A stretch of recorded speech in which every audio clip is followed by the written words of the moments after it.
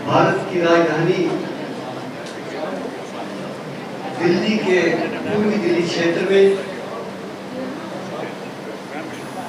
Guru Tegh Bahadur hospital के प्रांगण में आज all India SC/ST OBC minorities doctors and employees association और समता सैनिक दल के सभी माननीय सम्माननीय ऑर्गेनाइजर्स, मंच पर बैठे हुए आदरणीय वशिष्ठ अतिथि, देश के कोने कोने से आए हुए अवार्ड प्राप्तकर्ता, बहनों भाइयों, प्यारे प्यारे बच्चों, मीडिया के आए हुए हमारे संबंधित सभी वरिष्ठ पत्रकार जन, दोस्तों, मैं अक्सर बचपन से कहता हूं, किसी की मुस्कुराहटों पे हो निसार, किसी का दर्द दिल सके तो ले उधार, किसी के वास्ते हो तेरे दिल में प्यार, जीना इसी का नाम है। ये जिंदगी गुजारने के लिए नहीं दी ऊपर वाले ने, जिंदगी जीने के लिए गुजारते तो पशु भी है, पंछी भी है। गुरबानी में लिखा है, पशु मरे 10 काज सवारे, नर मरे कछु काम ना। एक पशु मरता है, उसकी चमड़ी भी काम आती है, उसके पंजे भी काम आते हैं, उसके बाल भी काम आते हैं, हड्डियां भी काम आती है। एक हम हैं, या जला दो या दफना दो। तो क्यों नहीं हम जीते जी अपनी होश में, अपने जीवन में कुछ करके जाए, कुछ प्रयास करें समाज के लिए, देश के लिए, मानवता के लिए। और आपका किया वो काम, आपकी करी हुई सेवा कभी व्यर्थ नहीं जाएगी, निश्चित है। आपको लगता होगा कि छोटी है, लेकिन वो छोटी सेवा आने वाले समय में कितनी बड़ी बन जाएगी, आप भी नहीं सोच पाएंगे। आज जब आपको यहाँ पर प्राइज मिलेगा या आप बहुत अच्छे मार्क्स लेके अपने जीवन की शुरुआत कर रहे हैं, उस प्राइज को, उस अवार्ड को छोटा मत समझिएगा। मैंने अपने जीवन के 27 साल इस प्रकार के छोटे छोटे छोटे छोटे बहुत प्राइज दिए, करते करते मैं गिनीज बुक तक पहुंच गया। और ये नहीं पता था कि कोविड आ जाएगा, कोविड में इतना बड़ा इम्तिहान होगा। बिना नॉमिनेशन किए हुए भारत के राष्ट्रपति मुझे बुला के पद्मश्री के लिए नॉमिनेट कर दिया। मैंने सोचा नहीं, लेकिन वहां तक पहुंचने के लिए मैं आपको इस बात की शिक्षा देता हूं कि जिंदगी में किसी काम को छोटा मत समझिए। उस काम को डेडिकेशन के साथ करना, मेहनत के साथ करना, लगन के साथ करना,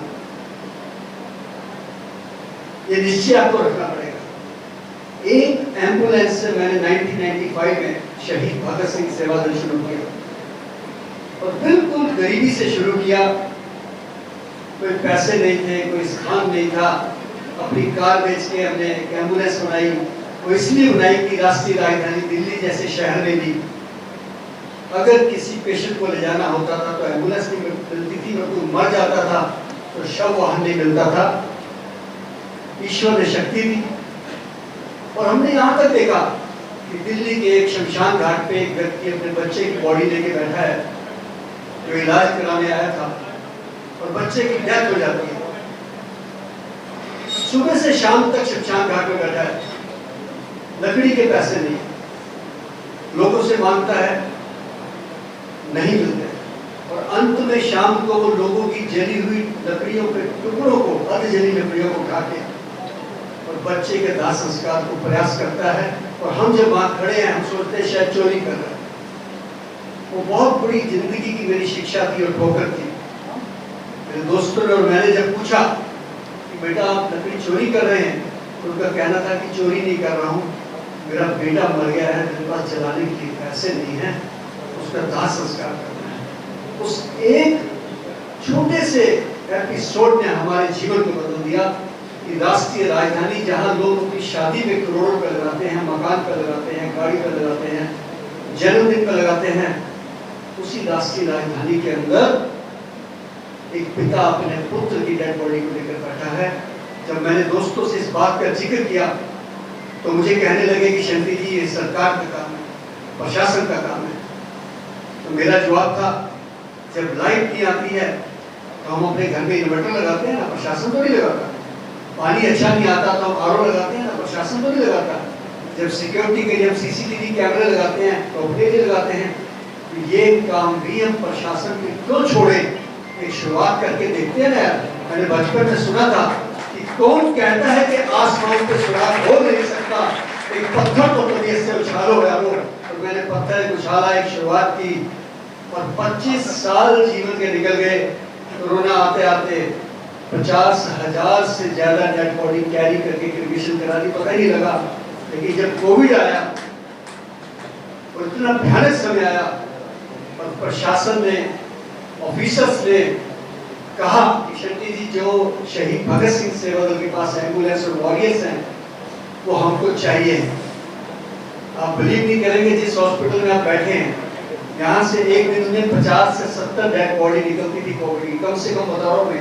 साथ वाले राजीव गांधी 40-50 साल से निकलती थी। ये एक दो हॉस्पिटल की बात बता रहा हूँ। और उस समय दिल्ली के अंदर शव वाहन नहीं थे, ये हालात बन गए थे।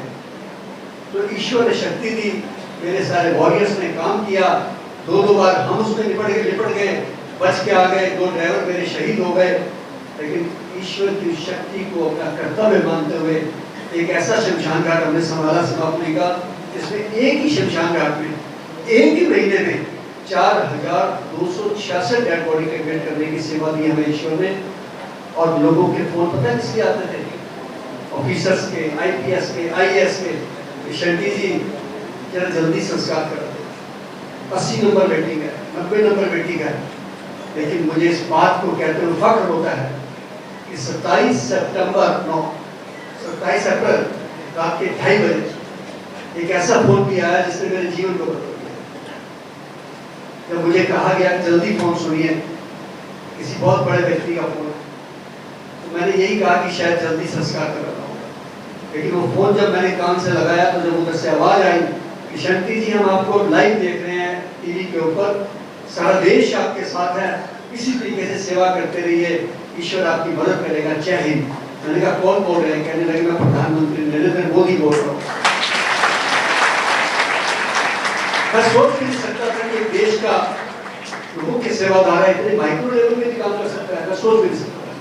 अगले दिन मुझे उपराष्ट्रपति जी का फोन आया, वेंकैया नायडू जी का।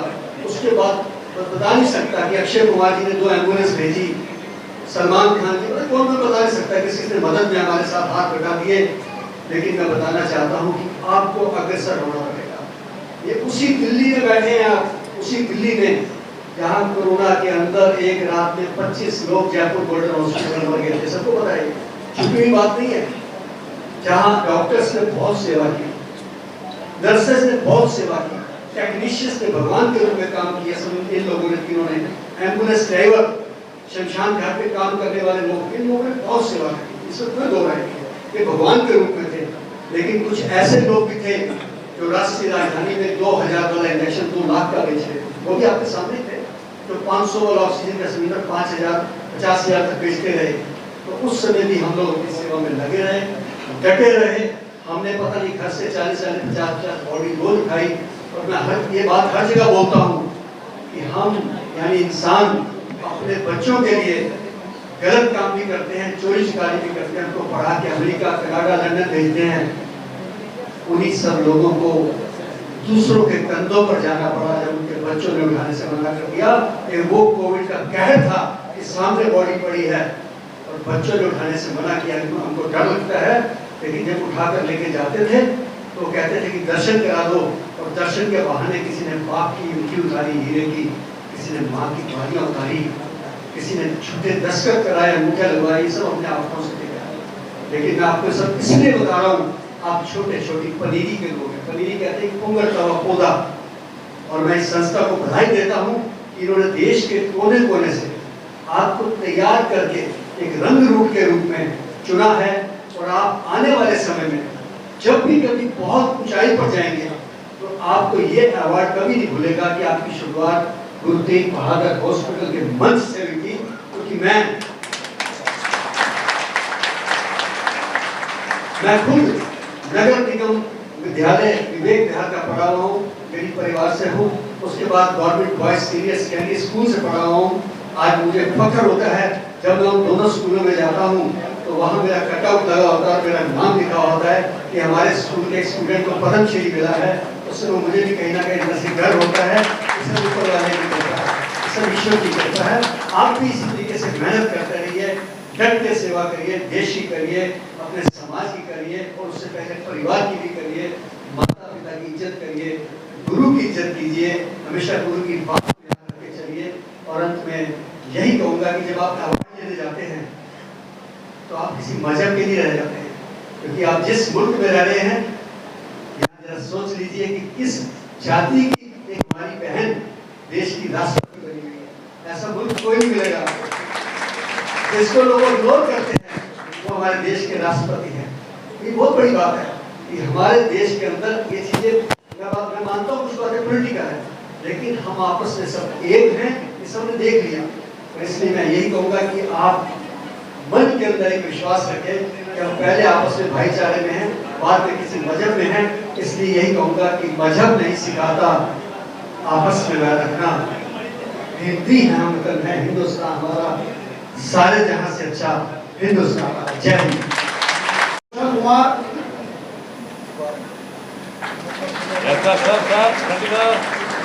अनमोल गिरी है, इनमें से कोई है बच्चा? कोई है तो आप उठाए। अनमोल गिरी आओ। कौशल कुमार बेटा हमें बता दीजिए क्या क्या परसेंटेज। आउटस्टैंडिंग परफॉर्मेंस, जोरदार तालियां होनी चाहिए आप सभी तरफ से।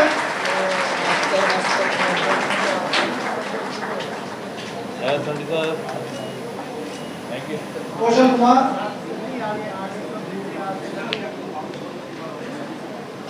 80% से अबव।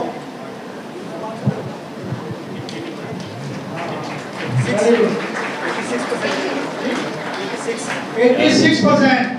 सभी की तरफ से जोरदार तालियों के साथ इस बच्चे का हौसला अफजाई करें। बहुत बहुत धन्यवाद। और मैं ये